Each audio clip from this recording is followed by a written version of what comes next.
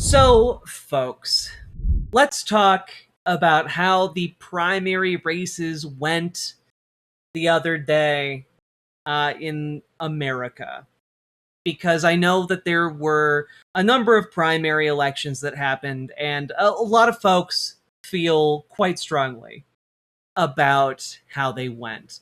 Let's start with the obvious, which is the Democratic primary for governor in Wisconsin, where there was a what is being referred to as an upset with David Crowley coming in and squeezing out a victory over Francesca Hong. And to a degree, it kind of seems like Kelda Royce played the role of a spoiler here, because obviously just a couple thousand votes would have tipped it one way or the other. The end, like really all it comes down to is, number one, Francesca Hong did very, very well. She did really well in this race. And I would also say there were some messaging mistakes that were made towards the end of it that, really, I think, muted her main messaging and points. And I think that part of what happened here is a little bit of a fumble on her part. The Just a little Bernie and one. AOC endorsement might have made the difference.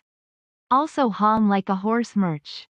Yeah, and that's the other thing, which is that for whatever reason, there wasn't a national endorsement by uh, big name progressives. And I'm not entirely sure why that wasn't forthcoming. And honestly, then there was the last minute like controversy mining about how she was against Thanksgiving or something. Like it was really, really stupid. But what it wound up doing was muddying the waters quite a bit.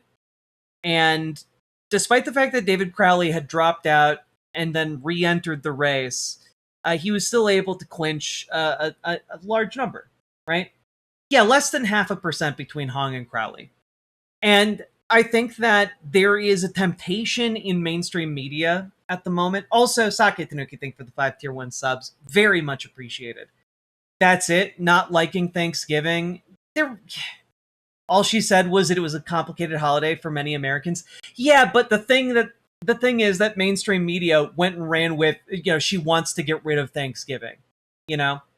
And I just think that what it really boiled down to was people in Wisconsin are scared of the potential for a Republican governor. And I think that there were people who just couldn't get on board with Francesca Hong and who gave in to like the fear mongering. And I will also say that I think she did very well. And I think that anyone in the mainstream media who's trying to spin this as, oh no, progressive momentum stalls. No, it hasn't. Right? Like, that's just a disingenuous and inaccurate way to, like, talk about what happened here. Also, she ran 0 TV ads. Well, that's the other thing, right? Like, she didn't receive much in the way of donations, so she wasn't able to afford a ton of TV ads. And so instead, she spent her money on a ground game. And that ground game proved to be very effective, but she did wind up, I think, hurting from, a need for money.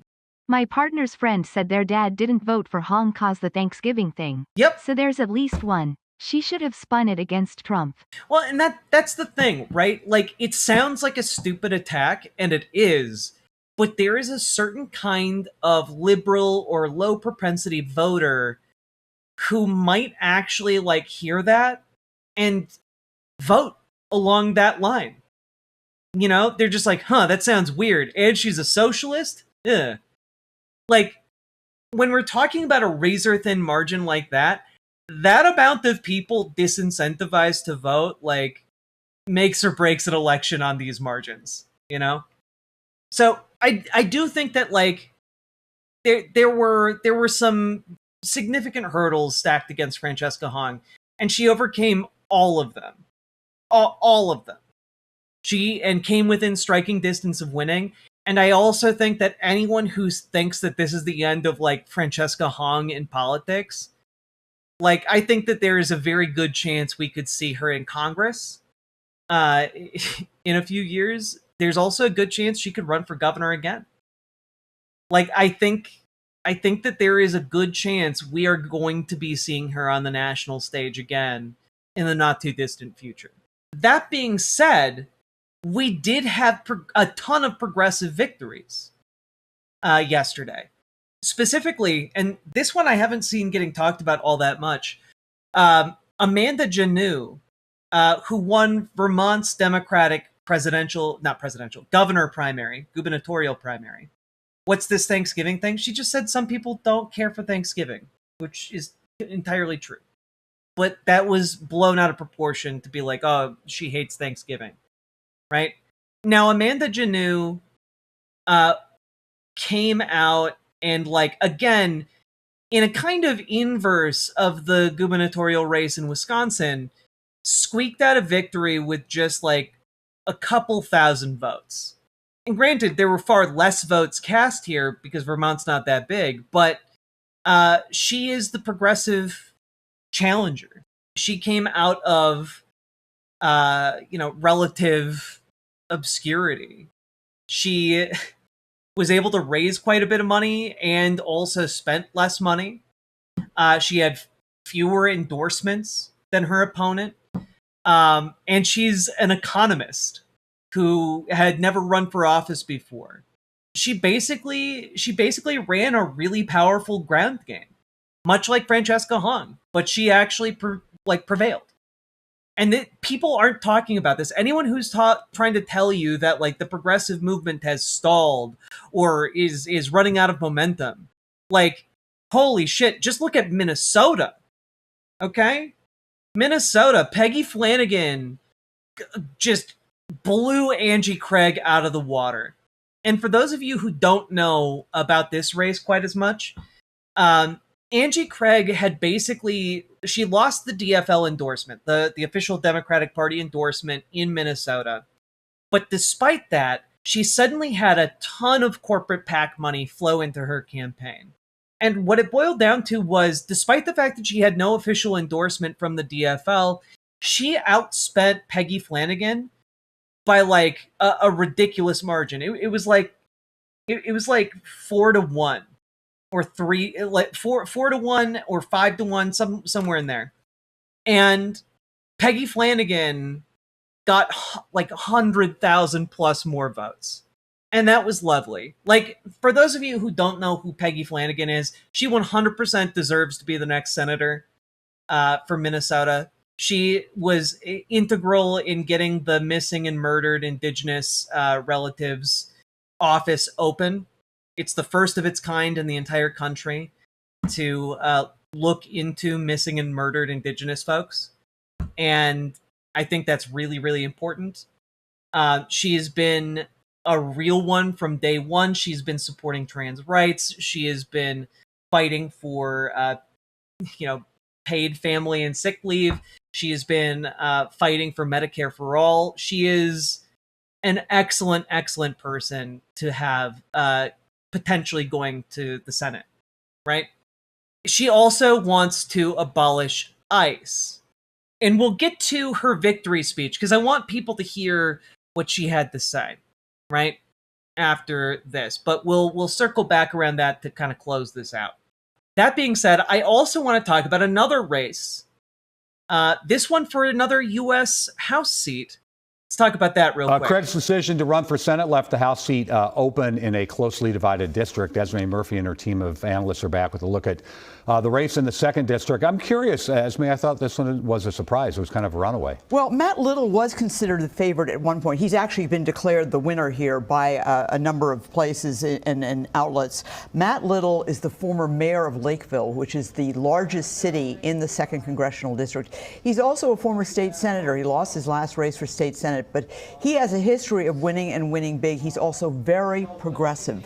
And obviously that progressive message rang through. I mean, in terms of his victory. I mean, Klein had a lot of money coming in. He was the doctor.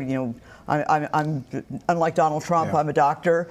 But clearly that wasn't enough. Look, I think Mac Little understood where the momentum was and actually positioned himself well to take advantage of that. He understood there is a burning energy in the Democratic Party. We've seen it across the country. He anticipated that, and I think he rode that wave effectively because, remember, he was a moderate mayor of Lakeville, and now he's running on Medicare for All as a progressive. And so he's been able to effectively position himself with the electorate moving forward. All right. I think one thing that's very interesting in the 2nd Congressional District, if you break down in the U.S. Senate race, remember, this is where Angie Craig was the member of, or is the member of Congress, excuse me.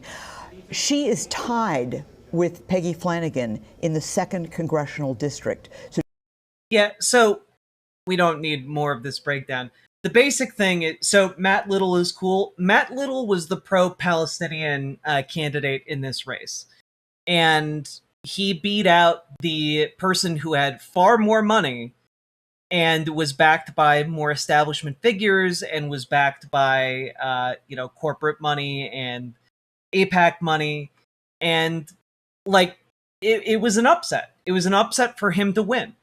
Like, I'm not going to say he's a socialist or anything like that. Like, he's not that far left, but I do think he is a genuine progressive voice from Minnesota. And for whatever it counts, he is far more progressive than Angie Craig ever was or could have been.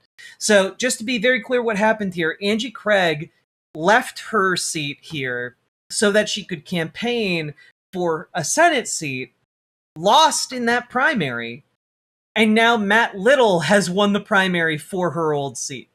And I think that is, I think that's great. I think that's wonderful. You can win an election by telling the truth, Little said in his victory speech Tuesday night at his campaign party in this Twin City suburb. You can win an election doing what's right. You can win an election without selling out your neighbors. Like, he just kind of seems like a good dude.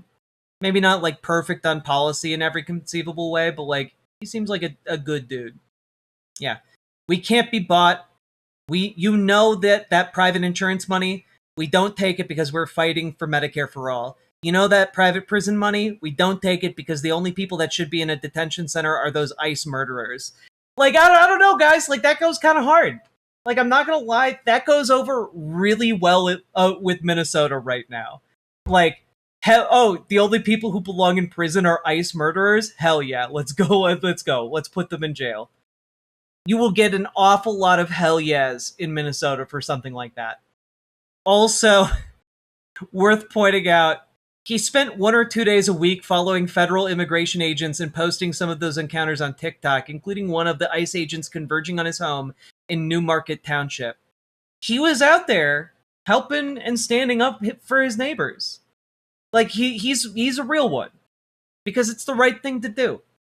And let's take a quick look here how the Minnesota governor primary in the Democratic Party went. Now, obviously, Amy Klobuchar did win pretty decisively here. However, I do want to shout out to Kobe Lane. We had her on the show twice. And you know what? She got almost 6% of the vote. Which, honestly, that's pretty good. Like, that's pretty good for a campaign running on practically no money and no name recognition whatsoever against the Klobuchar machine. And I think that, like, 39,000 votes ain't nothing. And my hope is that sends the message that we were hoping to the Klobuchar camp that, hey, folks are paying attention and you better like take some of these policies.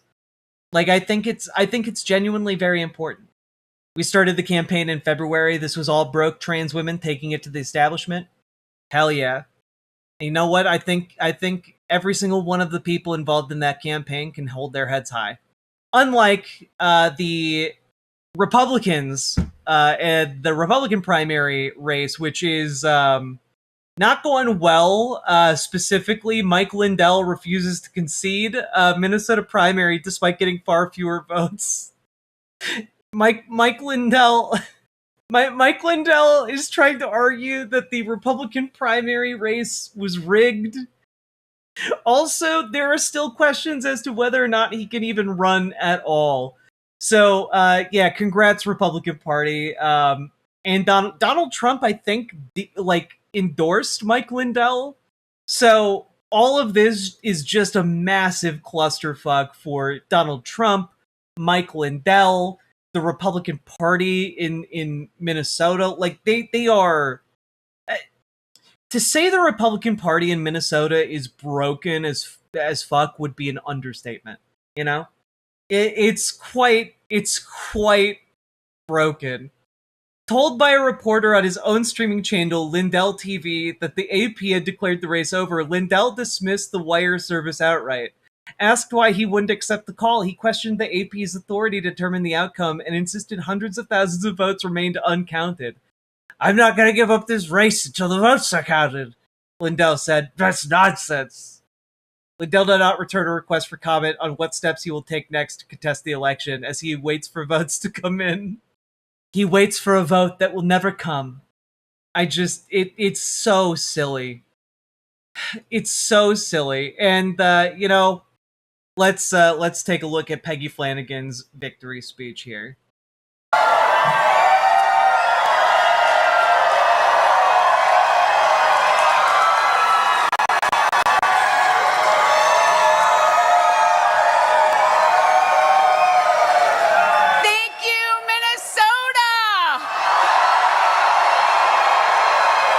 Peggy!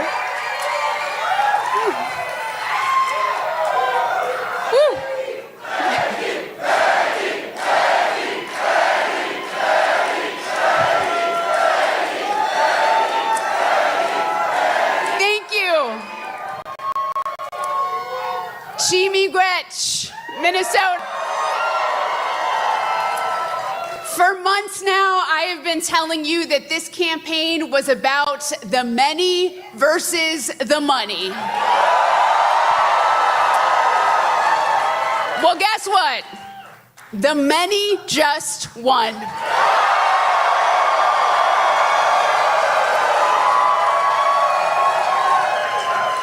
And make no mistake about it, this didn't happen because of me. This happened because of you. This happened because you said Minnesota is not for sale. Not now and not ever. Oh yeah, you know she's the kind of soccer mom who brings quality Capri Suns, okay? You know it. She goes the extra mile for those kids. Now, I just got off the phone with Congresswoman Craig, and she assured me that she is in this fight with us. The sober wine mom? And look, it is no secret that Congresswoman Craig and I haven't seen eye to eye on everything. And that's okay, because that's what primaries are all about. We are both proud Democrats, both proud DFLers, and we love this state. And we both know that we just can't hand Donald Trump another Senate seat.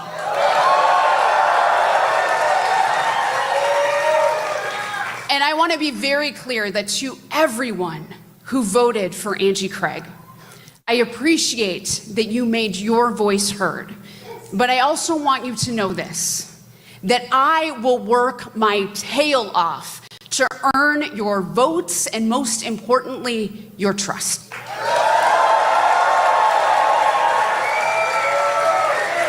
Because I need you in this fight. Minnesota needs you in this fight. Because Donald Trump has cost our state far too much already. And we are not about to give Donald Trump another loyal soldier like Michelle Tafoya to take his orders and do his bidding. I also just want to point out, Michelle Tafoya is like fucking crazy. Yeah, here's how she's going over right now, in case y'all need to know what's up with her. GOP candidate slammed for telling voters to deal with gas prices by cutting back on Starbucks. Americans need to be more patriotic and to stop driving so much to Starbucks. That's why you're poor. It's because all of you keep driving to Starbucks. It's not because of Donald Trump's insane tariffs. It's not because of the war in Iran. It's because you want Starbucks and you drive there. Michelle Tafoya was all in with Trump when ICE was terrorizing our neighbors. She even said ICE treated children really, really well. Well, Michelle, tell that to Liam Conejo Ramos. Tell that to the parents who were disappeared. Tell that to the kids who don't know where their mom or dad are right now. Because the last thing this country needs is to give Donald Trump another yes, sir, senator. Trump cut 15 million people off of their health care, and Michelle Tafoya said, yes, sir. Tax breaks for billionaires? Yes, sir, you betcha. Crushing tariffs? Yes, sir. An illegal war that's costing us billions? Michelle Tafoya said, yes, sir, Mr. President. And when people said the war was driving gas prices too high, she told Minnesotans, and I quote, keep a stiff upper lip and take one less trip to Starbucks. I forgot that you talked about that. That's my bad. Woof.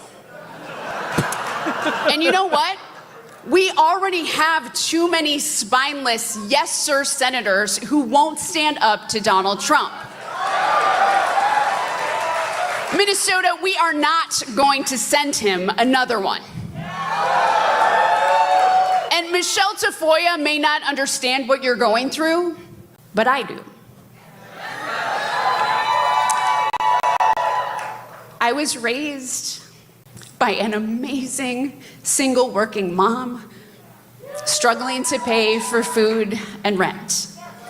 So to me, food assistance isn't just another line item in the federal budget. It's why I was able to walk out of the food shelf with a block of commodity cheese under my arm like a football.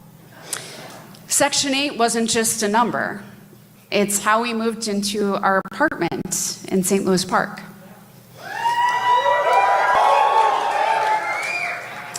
And Medicaid isn't just some abstract program. It's what kept me alive as a kid with really bad asthma.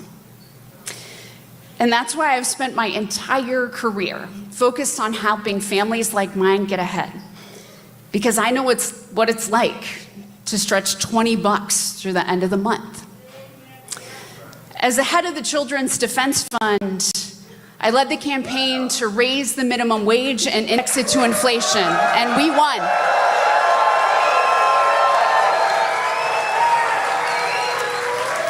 I worked for a decade to pass paid family and medical leave. Do I think Donald is sundowning right now? Absolutely. He's sundowning harder than Biden. And we won. And I helped win the battle for free school breakfast and lunch for our kids. Like, I don't know, man. Like, I see the conservatives, like, raging in YouTube chat when we do these, like, victory speeches. And it's like, you can call Democrats liars all you want. But the reality is, kids get to eat in Minnesota schools breakfast and lunch for free.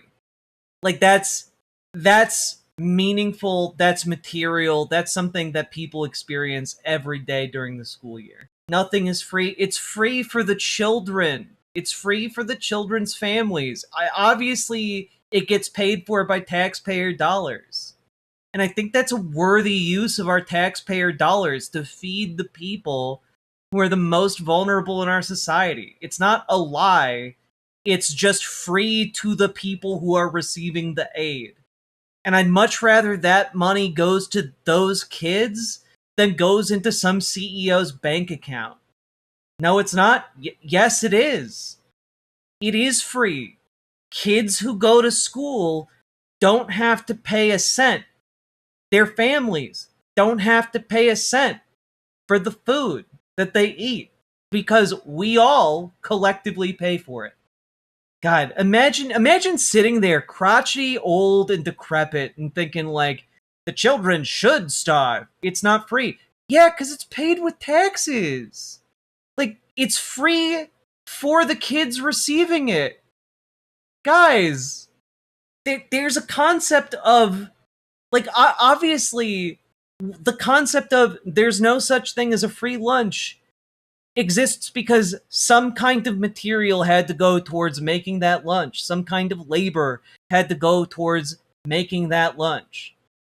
But when we're talking about a free lunch, it's free to the person receiving that lunch.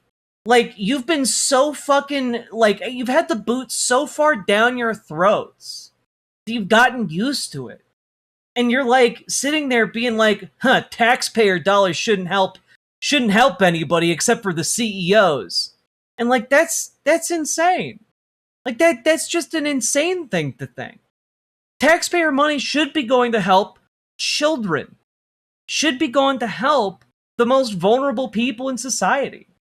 You're an idiot. If wanting children to have food makes me an idiot, so be it.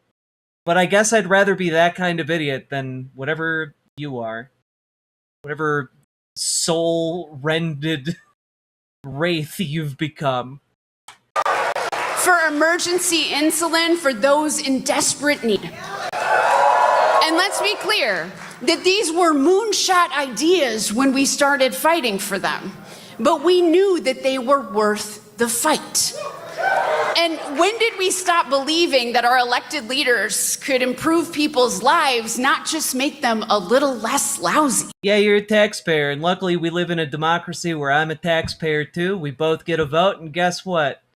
The movement that I support, that supports children being fed with taxpayer dollars, is stronger than the movement you support, which is in favor of starving children. I can't really quite wrap my head around why the movement for feeding children is stronger than the movement for starving children. But, luckily we live in a democracy, and the ideas and organization for, feeding the hungry seem to be a bit tighter than those who are in favor of enforced starvation. Right? We need to start fighting for people again. What are people wanting their taxes to go to? Well, obviously the national defense, to keep us all safe and free. Free to starve. For children like my buddy Bentley, who I first met in Brainerd. His mom, Chris, worries about losing the Medicaid that keeps her precious kiddo alive. Folks like Jessica in Canby, who has a $16,000 deductible and paid $600 for a 5-minute med check. For the moms in the checkout line at Cub, who quietly whisper to their child to put something back on the shelf because there's not enough money in their account. For the 8-year-olds that I met in Richfield, who told me that she couldn't go on field trips, her favorite part of school, because of ICE. So as your next senator, here are the things that I'm ready to throw down for. Let's go, Peggy! Ending the despicable priorities of an administration that hands out tax breaks to billionaires, builds gilded ballrooms, and spends billions on bombs while screwing over working people.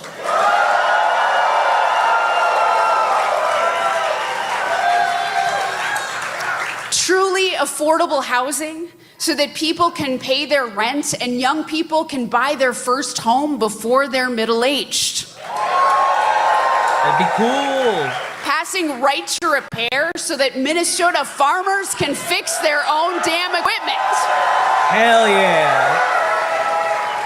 And getting rid of prior authorization so that some dude behind a desk, or worse yet, an AI bot, isn't determining whether you get the life-saving health care that your doctor has prescribed. Hell yeah. And passing Medicare for all. Hell yeah. Because we are going to make healthcare available and affordable once and for all. Hell yeah. And I do want to say, like, no politician is perfect. Peggy has her flaws. But, like, this is head and shoulders better than whatever Angie Craig would have offered. Could have offered. Whatever platitudes she could have employed.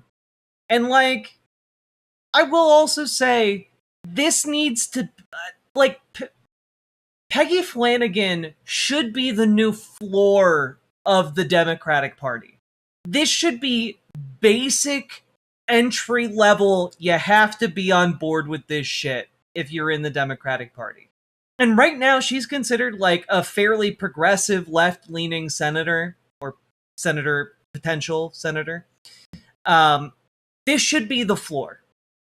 We should have farther left people getting into office. We should have people who are better than this getting into office.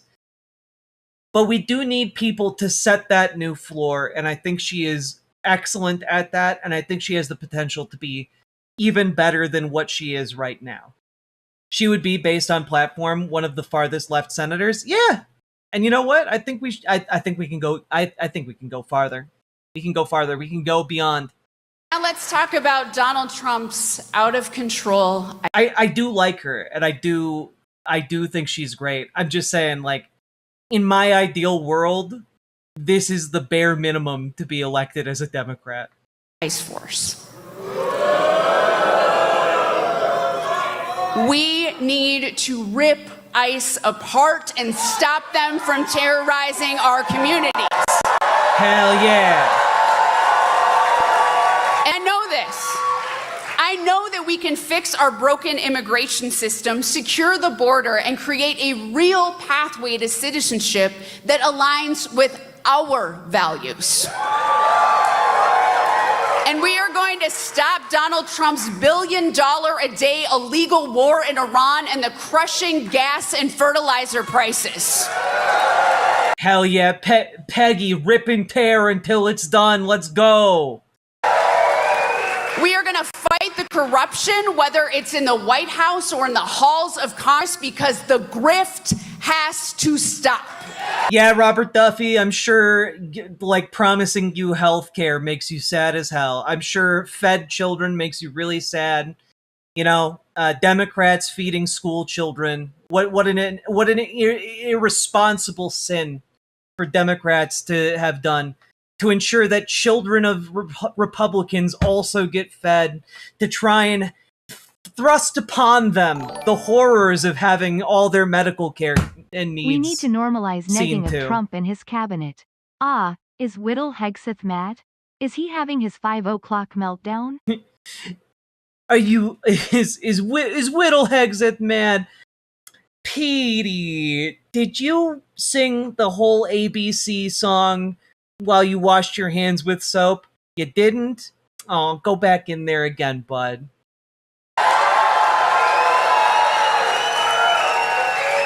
And make no mistake, we are going to protect our democracy from this out-of-control president and all the yes sir senators who are doing his bidding. And we're also going to protect our democracy from the corporate PACs and dark money groups that are trying to buy our politicians. Because you know and I know the best way to end Citizens United is to show that we can run and win grassroots people power campaigns. And this is one of the things, like, every single Democrat should be on board with ending Citizens United. It's 2026. It's 2026. Every single Democrat should be on board with this. Every single Democrat should be on board with Medicare for All. Every single Democrat should be on board with dismantling ICE systematically, dismantling DHS. And I know that all of these ideas are possible. And they're what people in every corner of the state, every person in the corner of the state have been demanding so that they can afford the lives they want to live. And that's exactly why I am running for this seat. And we know the folks that we are up against are going to... Man, whatever. It's you corrupt Democrats destroying our country. Everyone knows it. Abolish the corrupt Democrat Party. Yeah, man. The Democratic Party in Minnesota is so corrupt that we have fed school children. The Democratic Party in Minnesota is so corrupt that we have, paid family leave. Democratic Party in Minnesota is so corrupt that we have, civil rights protections backed up by our courts of law for going back 50 years. For trans people of all groups. I don't know. Y'all just do not know how to deal with reality. Are really coming out of the woodwork today. I mean, they're mad. They're mad because Democrats be winning. They're mad because progressives are taking over the Democratic Party and making the messaging stronger. They're mad as hell at the possibility of life getting better for other people when they think that other people's lives should be worse. They're the kind of folks who need life to be bad for everyone else so that they can feel better about their own life. Trump and his family have made billions. Why would they want to end Citizens United? They don't. But we live in a democracy where if we out-organize them, it doesn't matter what they want. They're going to run a campaign of dishonesty, distraction, and division. And we know that because that's what Trump's candidates do. They run the same playbook everywhere they go. They lie. And so let me tell you who I really am. I am the daughter of Marvin Moneypenny, an Ojibwe activist who was always ready to get into good trouble for a good cause. And our clan is the Wolf Clan, and the role of our clan is to leave no one behind. Good night, Dragonfly. I am the daughter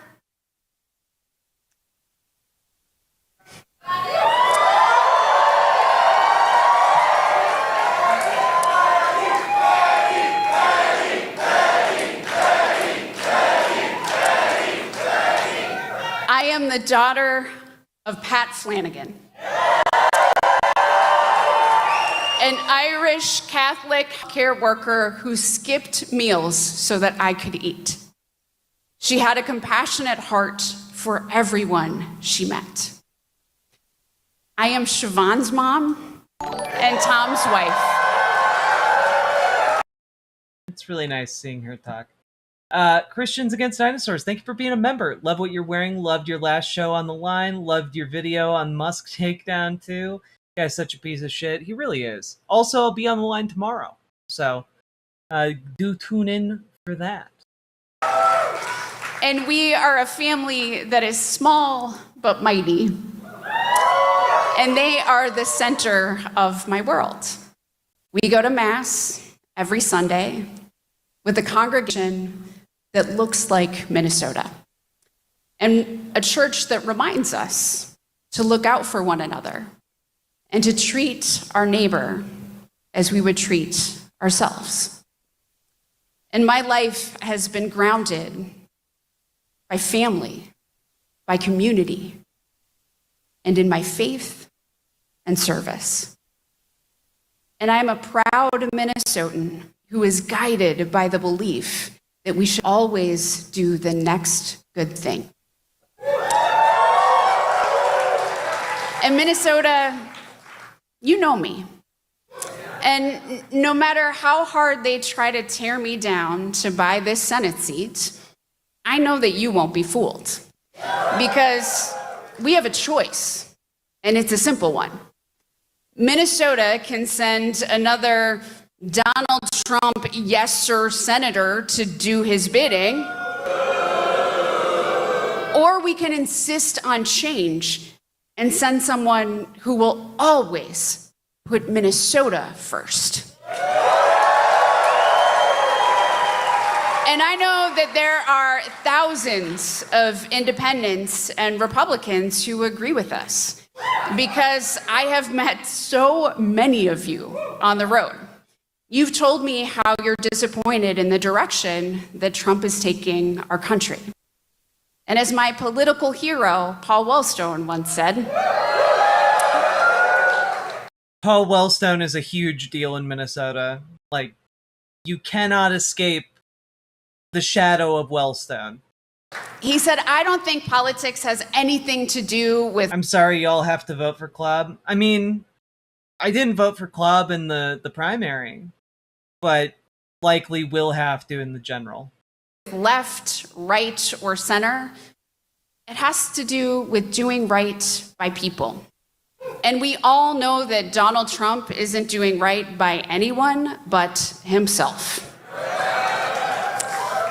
So I'm asking you to join us, because there's nothing more powerful than millions of Minnesota voices calling out for change.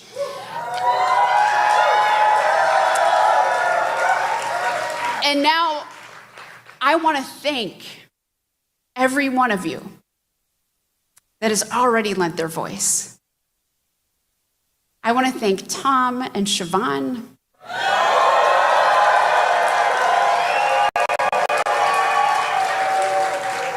My home team, because we really did this together.